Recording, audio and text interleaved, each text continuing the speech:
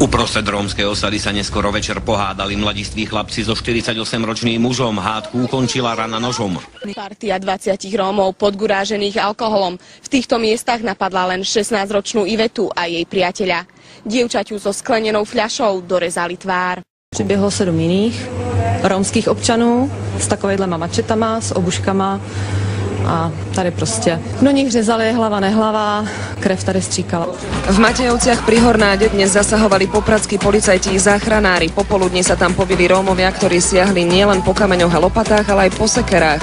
Rozáliu pred niekoľkými dňami v Božom dome pristihla kostolníčka, keď sa pokúsila ukradnúť vzácne svietniky.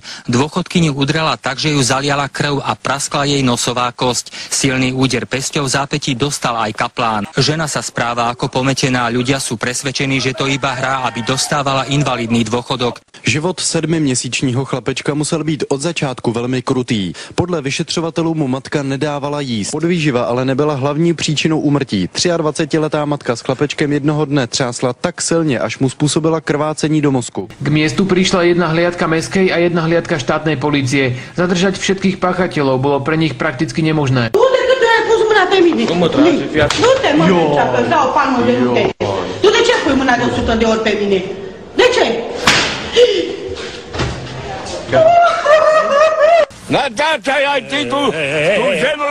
Toto majú obyvatelia Družstevnej ulice v Malackách na dennom poriadku. Potkaní, špína, krádeže, bitky, prepadnutia, vyhrážania. Mnohí obyvatelia Malaciek nám povedali, my nie sme rasisti, ale platíme dane a chceme normálne žiť. To sa však bohužiaľ momentálne nedá.